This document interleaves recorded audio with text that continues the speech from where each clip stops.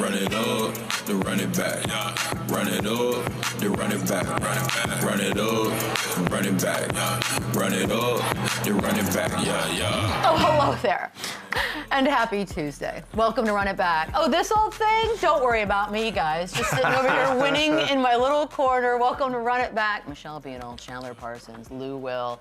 It's a pretty sick jacket. It's not bad. And there's about 700 more where this came from. So it's not bad at all. Lou, you already told me you hate it because I'm wearing it. So I don't want to hear from you for the rest of the day. Race for Sace is on. Race for Sace is on. And we're going to start today in a special way.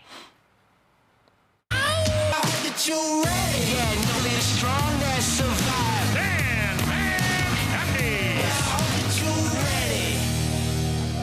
Coach. Slay King! Oh, I love this so much, obviously. Stan Van Gundy is here, you guys. And by the way, this is one of my favorite people I've ever gotten to work with, so I'm very excited that Stan's on with us this morning. Good morning, first of all, and the word on the street is you've had 9 Diet Cokes while you were waiting to come on. Is this true? No, this is my first one of the day, Michelle. Okay. Yeah, How many will you first have, one of the day. you think, today? How many? No, I'll probably only have a couple. I've cut back a little bit. Is it a coffee? And I get a little more sleep now that I'm not coaching and having to defend guys like this. I love going on these shows with guys who used to just beat my ass for like years. That's really fun to see all of them and have those great memories. We're all in a different space, Coach, so this is good. Love having you on, too, Coach. We're in a good space now. All right, we're starting. I'm wearing my jacket today. It's unprofessional, but I'm going to go ahead. Yeah, it is. Sponsorship. Well, everybody knows you're not neutral, so Yeah, I mean, what are we doing? Who are we might kidding? as well be obvious about it. Can we talk about Wemby? Like, you've seen everybody play in this great, beautiful league. And I can't get enough of sort of hearing people's descriptions of when they watch him play, especially when you're there live and in person. Like, have you seen or can you compare him to anything? Not really. I mean, his defensive impact is incredible. Like people literally just won't go near the basket when he's there. But I think what makes him even different than the great rim protectors that we've seen before is his ability to get out on the perimeter and defend. Like this guy gets out, closes out and blocks 3-point shots in addition to protecting the rim.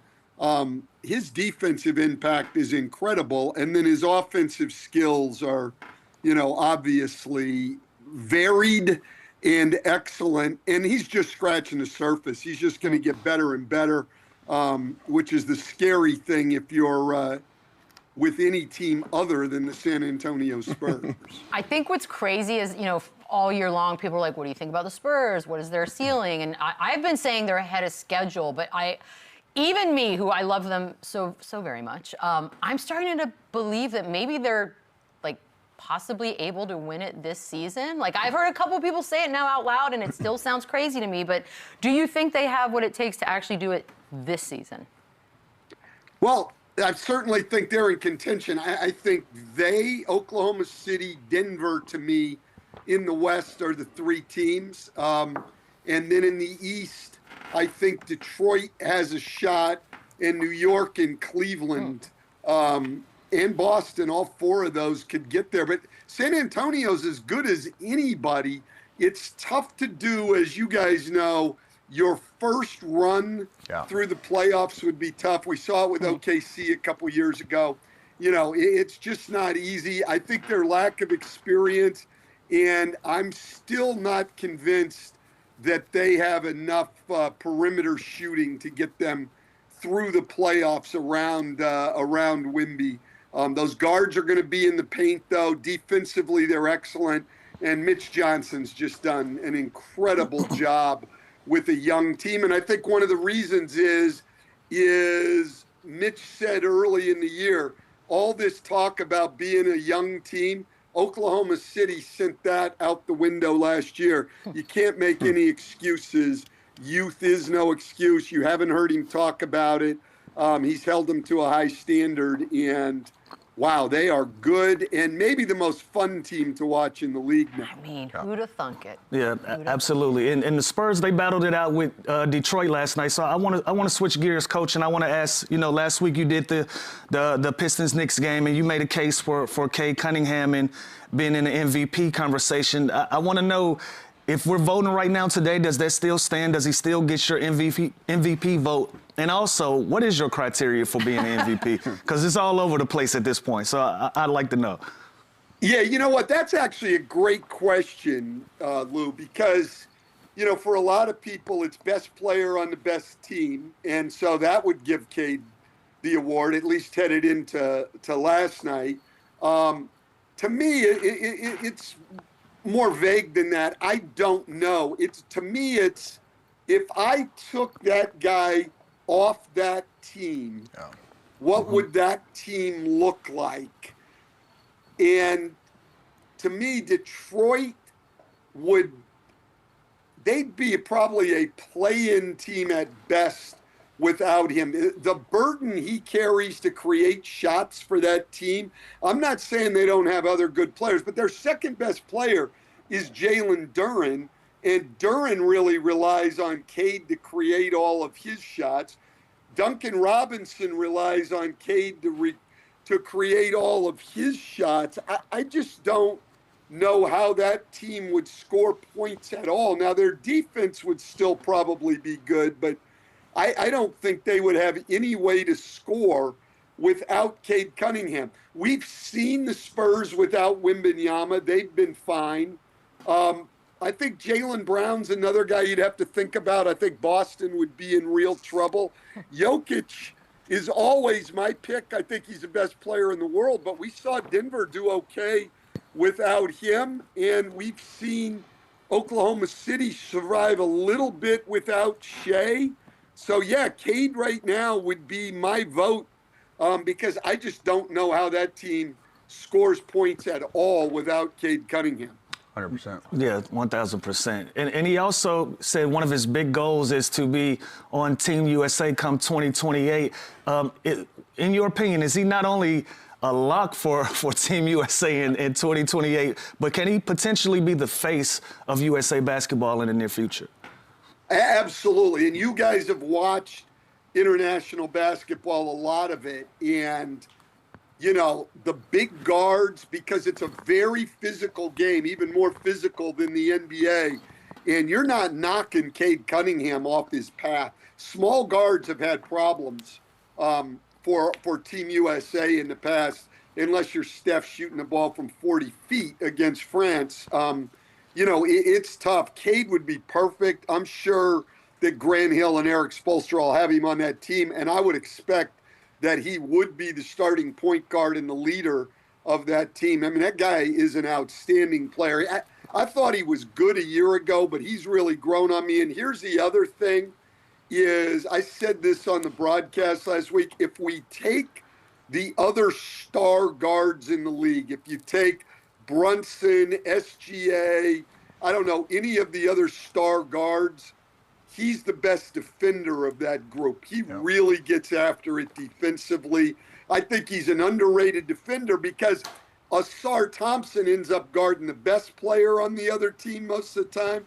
But Cade Cunningham's perfectly capable of that. And when he's had to do it, he's been great, and he gives a full effort all the time. I might be the guy's biggest fan right now. Yeah. All right. I like that. Yeah, and Coach, you touched on the other guys. Does this Detroit Pistons team remind you of those early 2000s group? And I know JB Bickerstaff is the head of the Snake, along with Cade Cunningham. Does he deserve to be in the Coach of the Year conversation as well? Oh, absolutely. What JB's done is tremendous. I mean, you think of the 2-year turnaround they've made. I mean, this was one of the worst teams in the league before JB got there.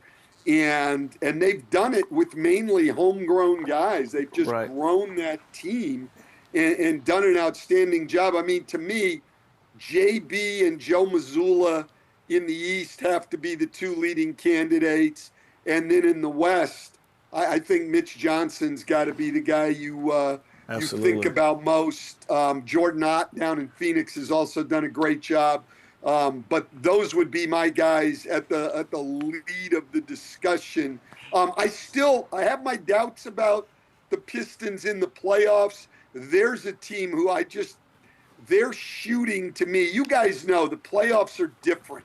Absolutely. I mean, when teams really lock in and prepare, I think it's going to be hard for Cade Cunningham to get room on the floor. There's no one other than Duncan Robinson who scares you on that team. Everybody else is going to be packed in the paint, and I think they're going to struggle for this year until they can go out and get more shooting. But I love that team. They're great to watch, great defensively, and they give you everything they've got every night. I mean, they're the most, in my opinion, the most consistent team in the league in terms of what they bring to the floor. They've only had one real stinker. How they lost to Washington at home, I'll never figure out. Everybody gets one. Other than that, they've been great.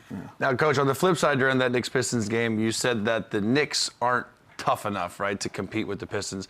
Most teams aren't, but when we talk about the Knicks and the toughness, it kind of comes down to Cat, right? And then he's got the kind of getting labeled as a soft player. Like, is he, and how do you install like more toughness into Cat or that group moving forward to compete with the Pistons? Yeah, that's a great question because they've been dominated in the 3 games. I mean, the loss at home the other night when the Pistons didn't even have Dern and Stewart, to me that was the one that you just have to say, like, what's going on? The Knicks are a more talented team offensively. I don't think it's all on Cat. Like, look, I do think 2 things is they've got to get at least at more times, more frequently, they've got to get Cat around the basket. He floated on the perimeter that entire game against Paul Reed and Tolu Smith. They need to get him around the basket more. So part of it is on the Knicks as a group to get him the ball closer to the basket where he can use his size and strength. And then I think the Knicks, not just against the Pistons, but against everybody, they're going to have to figure out their pick and roll defense when Cat's at the 5. Him in that drop coverage, to me, the good guards like Cade Cunningham are just going to tear them apart. The good guards to me are, I mean, Lou, you would have loved playing against all the drop coverage that people have today. I mean, the choices you have, you got the pull, I mean, you got everything. And I don't think that'll work against the best players, and especially Cat doesn't have the greatest mobility. You can play that drop coverage. You got Wemby back there because he can cover 2 guys. Heck, he can probably touch both guys. But for most guys in the league, they can't do it. And the Knicks, that's not going to play. So when you see the makeup of this roster, obviously they have talent. Jalen Brunson's phenomenal. Does this group have enough to win a title, or should they have made that big move to go get a Giannis like the media was reporting all year long? Yeah, I don't know that they could have gotten Giannis. To me, if you're Milwaukee and you're going to rebuild, right, then you're going to want younger players and draft picks. I don't think the Knicks have enough. I think they'll be able to go other places for a package better than what the Knicks could offer, unless you're putting something together, 3-way, 4-way, whatever trade. Can the Knicks win it? Yeah. If to me, offensively, they can score. It's going to come down to, can they guard, and do they have enough depth to get it done? But that starting lineup's good. They've been through it before. They were in the Eastern Conference Finals last year. They need Cat to play better. They've got to figure out their defense. But to me, the East is wide open. The top 4 teams, I mean, Cleveland may still be the best team out there. They're starting to play like it now. So who knows? Those 4 teams, to me, it's wide open. I think the Eastern Conference playoffs will be tremendous. Hold you, Beads. Yeah, East is going to be scary. What are you I'm not on that. I'm not on that scary. boat. But No, I'm just happy we get to talk about the East positively instead of having to poo-poo them. That's like a big deal. It's much better than we expected. Way better than we expected. I got a serious question for you. Over the weekend, Pat Riley got a statue, yada, yada. P.S. Great statue. Kudos to the artist. But also coming out of that was Pat believes that coaches should go back to wearing suits. Now, as a lady, I do love a man in a suit, Stan. Do you think that should happen? And is there a world in which they could ever make coaches go back to wearing suits? Well, you know what? When they did coming out of COVID and the bubble, we were on a conference call with all the coaches, and there was only one coach of the 30 that wanted to go back to suits at that point. There were a couple like sort of on the fence, but only one firmly. Taylor Jenkins wanted to be in suits. That's not who I would have That would not be my pick. I'm always in favor of being more casual, but if I looked like Pat Riley in a suit, yeah, I'd want to go back to suits. But Taylor when you look like me, I want to be in the quarter zip. So Pat and I are not. You know, people, when I worked for Pat, they would always tell me, you should get some of those Armani suits. I said, do you really think it's the brand of suit that makes Pat look better than me? You really think that's it? Like, and I was 40 pounds heavier at that point. Like, I said, if you really think that's the difference, I think, you know, you've got maybe another thought coming. Awesome. No, Armani does wonders, Stan. Armani does wonders. No, I see. Here's the thing. What I used to tell people, give me the Armani suit. Give Pat my Men's Warehouse suit. Pat will look a lot better than I look. That's just the way it goes. You know, like... Man. You know what? Speaking of Pat Riley, I'm curious about something because you were coaching D Wade when he came into the league, and now that we've seen how his career has turned out, did you know that he had an elite ceiling coming into the league? What were your first impressions of D Wade? Well, so I was an assistant up until the end of training camp because Pat resigned right at the end or stepped down right at the end of training camp. Dwyane's rookie year, but when I knew was in summer league the year before, I was coaching our summer league team, and we had Dwyane playing the point, which wasn't his normal position. He actually played it throughout his rookie year, and yeah, Eric Spoelstra and I, like, we were one game into summer league, and we were like, wow, this guy's even better than we thought. And I think what hit us is his poise and his intelligence. Dwyane, more than anybody I've ever been around, had the ability to add something to his game like immediately. Eric Spoelstra would go out and work with him on something in practice one day, and Dwyane would do it for like an hour, and then you'd see it at full speed in the game the next night. I've never seen anybody be able to translate skills and new learning as quickly as Dwyane did. And I've said many times, and I'll stand by it, and I know I'm biased, NBA history, give me anybody to have the ball in his hands with the game on the line at the end. I'm taking Dwyane Wade over everybody. Absolutely. Over everybody. Yeah. I mean, because he had such a great sense of the clock, too. I mean, his very first playoff game, we were playing against Baron Davis's team down there, and he hits a game winner, and he leaves 0.3 of a second on the clock. I mean, he always had that sense, and he could get a good shot. And people will argue with me and talk about Kobe and Michael Jordan and all that. Obviously great players, nothing negative to say about any of them. And I do recognize I'm biased, but I still would stand by it. I'll take Dwyane Wade at the end of a game over anyone who's ever played. Coach, let's talk a little Orlando Magic and your time when you were there. As a kid from Winter Park, I was obsessed with that team. I used to go to the games. My grandpa had season tickets. And that 09-10 season, you knock out LeBron James, you go to the finals, and you face the Lakers. In your opinion, was that your best coaching job? And was that one of the better teams you've ever coached? Because I was obsessed with those guys.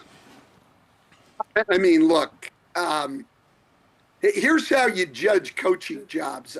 My brother, I think, hit it on the head. We were at Patrick Ewing's Hall of Fame induction, and I'm sitting next to my brother. And Pat Riley went in the same night, and my brother said, you know how you get in the Hall of Fame as a coach? You coach guys who get in the Hall of Fame as players. and it's so true. So was it my best coaching job? Look, I mean, that team was so talented, with Dwight Howard and Hedo Turkoglu, Rashard Lewis, Jameer Nelson. I mean, just about anybody could have coached that team and been really, really good. And it was a great group of people with, highly motivated, high character people that fit together. I don't know if it was my best coaching job, Chandler. Yeah. It was one of my easiest, I'll tell you that, because they were receptive and talented and really believed in themselves. We went to the finals in 2009. I actually thought our team the next year was better with Vince Carter. The Ryan Anderson guys. I really do. We were better, I think, but we just in the conference finals. I mean, we lost the first two at home to Boston, and then just never bounced back in that. But I thought overall we might have been even a little bit better. But those were great years and great people. And you guys know, you've been around teams. I mean, talent is obviously the most important thing. But then it's all got to fit together, and guys have to prioritize winning over numbers and everything else. They got to take the defensive end of the floor serious. Those groups did all of that. And so as a coach, pretty easy thing to do. So I think I got probably a hell of a lot more credit than I deserved, but I'll take it. And during that run, you obviously had to game plan against two of the greatest players of all time, and LeBron and Kobe. Probably hard to pick, but who was harder to game plan during those seasons? Well, Kobe was, but because Kobe had more around him.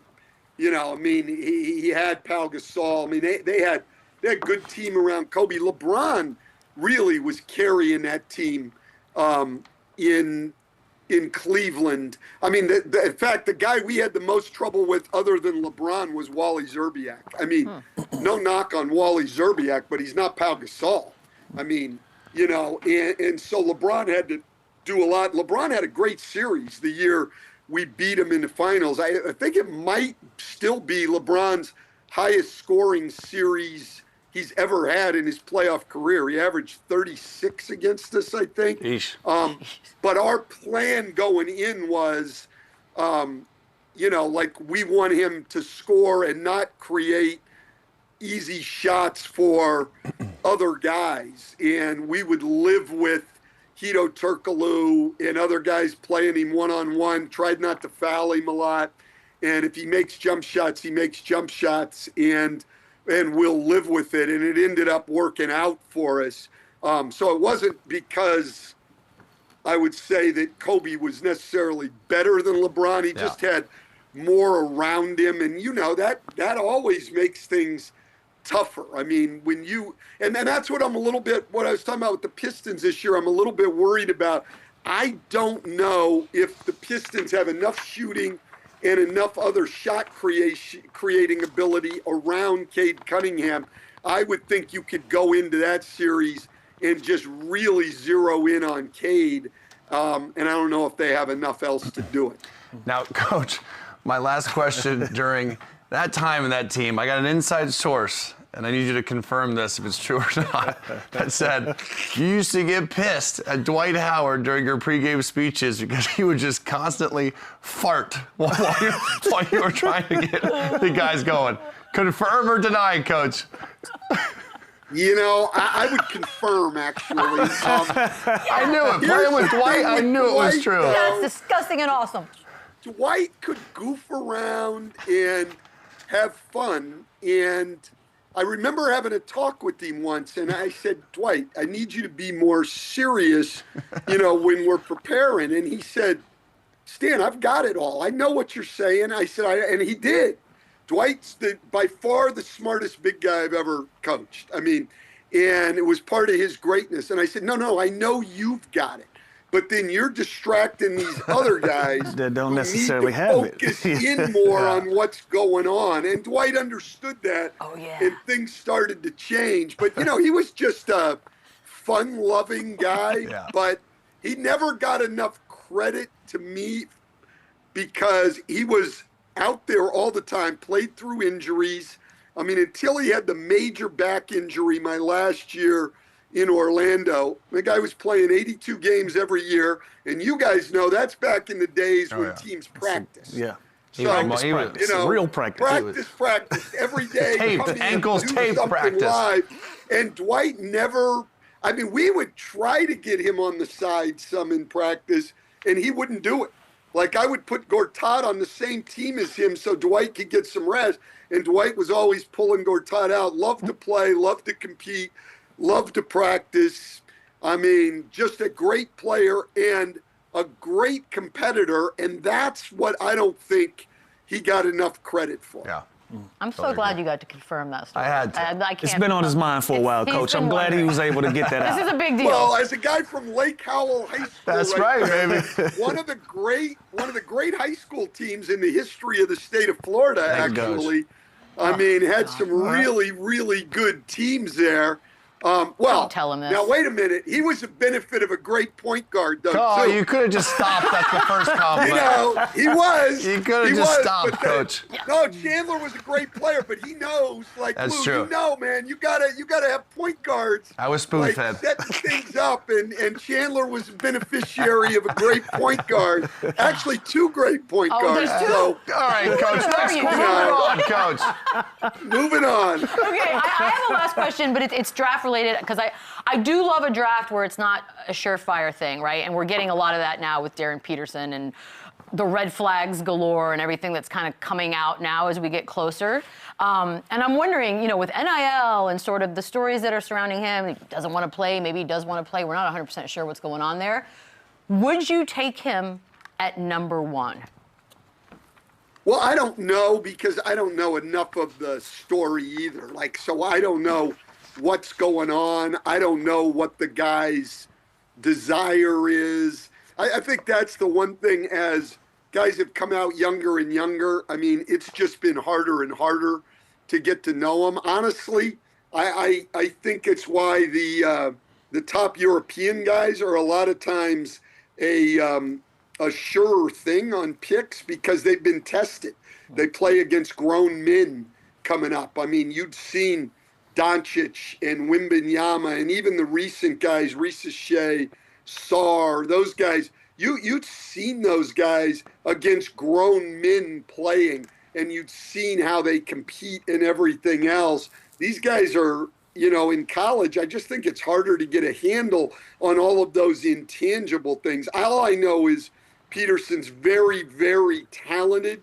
There's no doubt about that.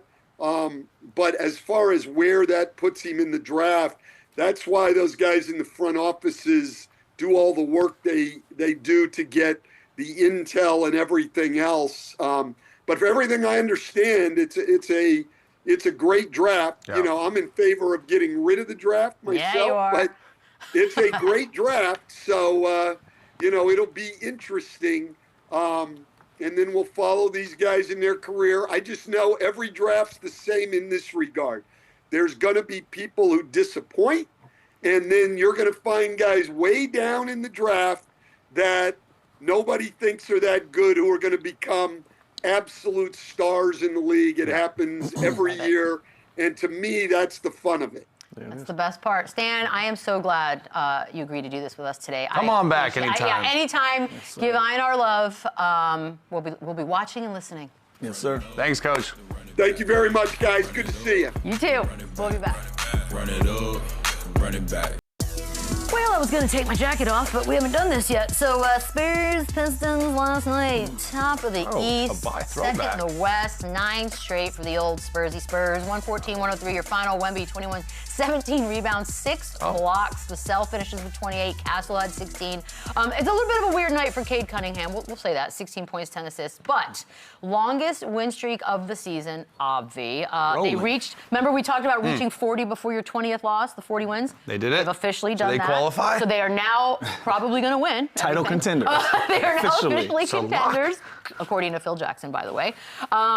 Okay, now it's starting to happen a little bit more now. People talking while they're calling the game saying, you know, screw the future. They could do it this year. Is anybody on that boat yet? I think after watching that game last night and seeing the intensity and seeing how they kind of matched the physicality of the Pistons, and early on in the chat, we were talking, you know, they tried to be extremely physical. That's going to be the scouting report against Wemby moving forward. Yeah, y'all were real negative. For the rest of his career, right? The Pistons did that. And it took some time for him to adjust, took some time for them to get going, but then, boom, Vassell gets hot, Champagnie gets hot. Like, they have so many different ways to hurt you outside of Victor Wembanyama. Their young guard core is insane with Castle and Fox and Harper. Like, they really have it all. They're one of the deeper teams in the NBA, but they're also sprinkled with some vets with experience. Guys like Harrison Barnes, guys like De'Aaron Fox. Like Cornette. They have a little bit of everything. So watching that game last night, first of all, it felt like the finals. Like, it felt like awesome. A really, really intense matchup that we could hope to see down the stretch in the finals. But yeah, after watching that last night, I kind of got the feeling like, okay, this team's not just,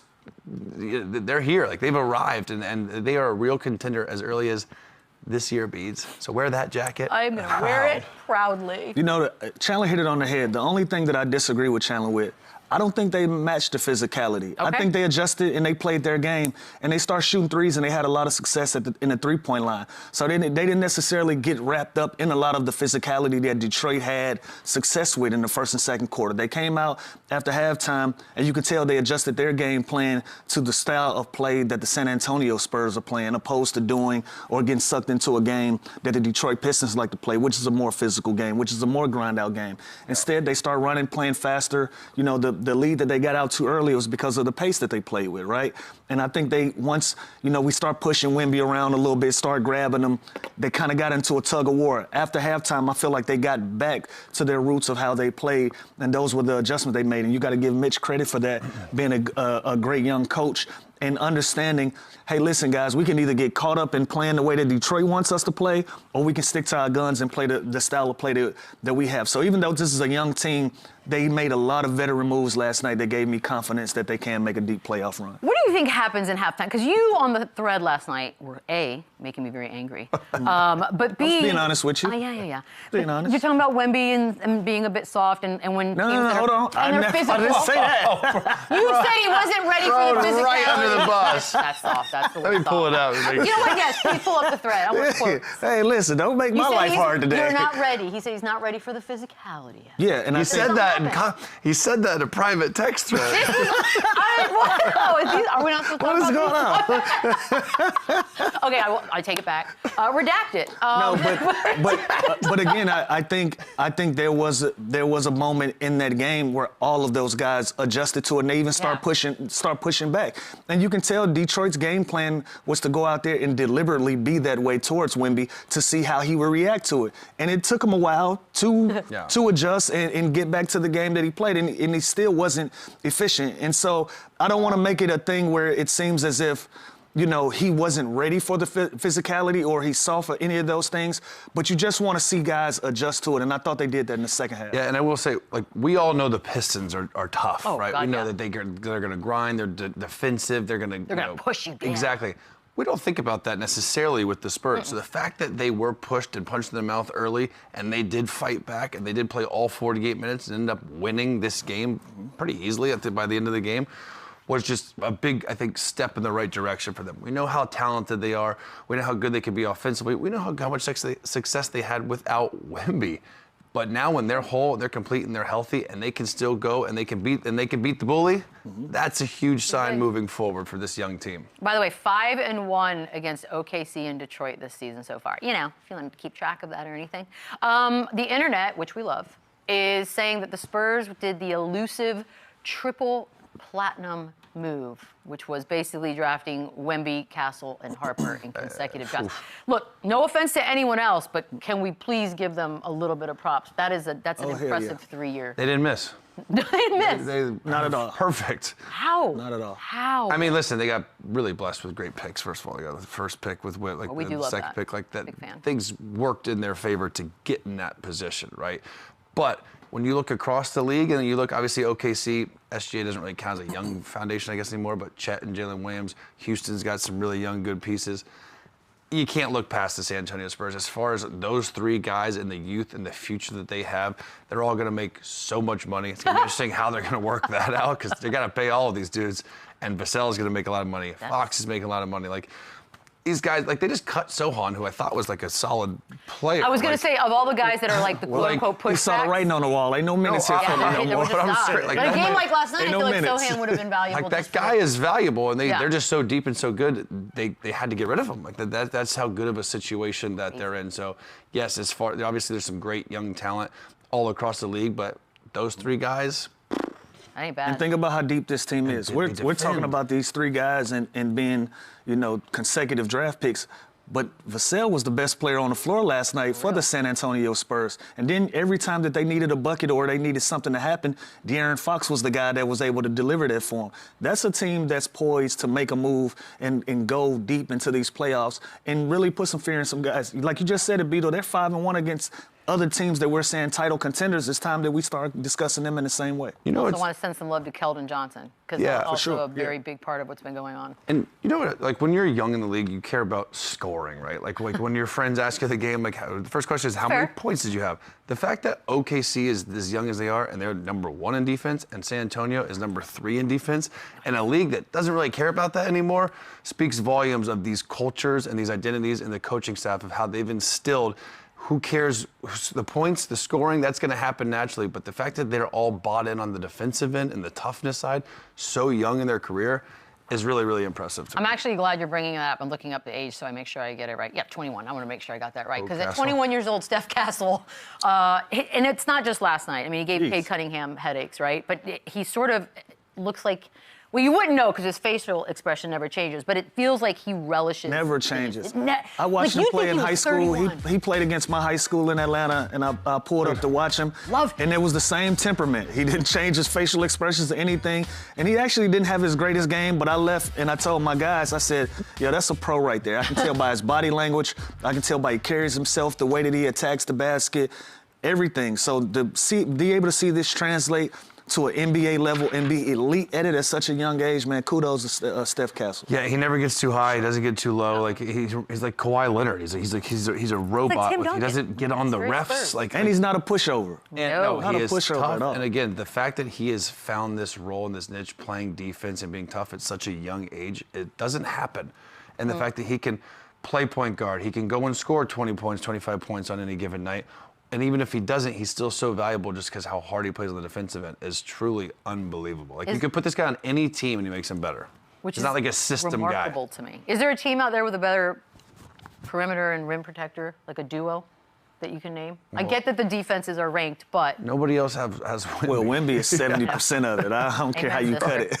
Nobody else has Wemby. I mean, maybe. isn't that a by the way, crazy thing? It's just like, no, nobody has Chet and Wemby. Jalen Williams are pretty good. Like they're Okay. both, But not. defensive-minded. But I mean, no. This I guy's- watched Wemby block a 3 after contesting in the lane. I saw a guy turn down a 3 when Wemby was in the paint. No, and they talked about it last night. Like, he affects everything and everybody. Even the shots he doesn't block or even alter, part of it. the offensive player is thinking about It's like it. you're running into an Jalen obstacle. Durant almost missed the dunk because he thought he was in the area. That's what I mean. Like you just, even if he's not there, you're still thinking about him. Yeah.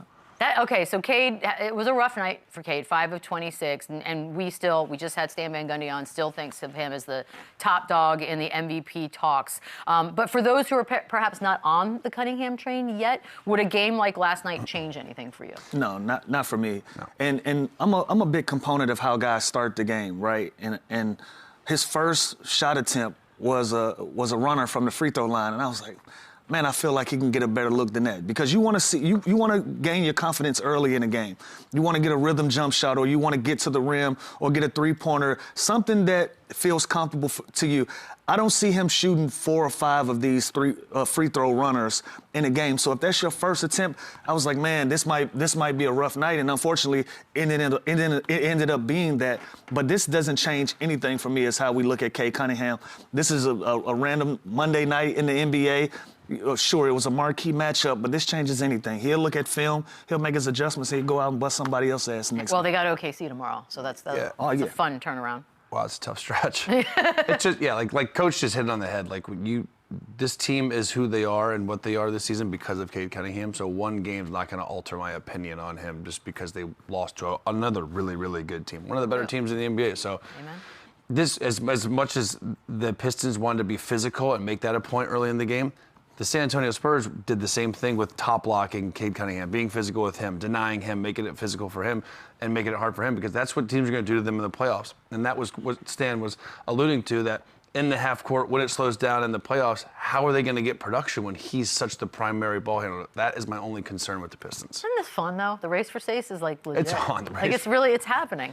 I'm a little bit still in shock. Robert Horry, his one critique, basically, and this is why he said Wemby is not in his top 5 for MVP, is because he's too inconsistent. And then, he's no LeBron, he's no Kobe. Well, of course he's not. But do you think that? Yeah. He's too inconsistent? He has some inconsistencies, but I think he's so great that we forget he's still a young player as well. Baby. He's going to have some inconsistencies, and he's making adjustments, and he's learning on the fly just as much as anybody else. Like, listen, teams are trying to figure out different ways to guard him, so he's seeing different looks that he probably hadn't seen before. Last night was the first time that I see a team go out and be really aggressive. We had this conversation about Phoenix earlier in the year. They did some unique things to try to change the way that Wemby can play. So there are some inconsistencies there.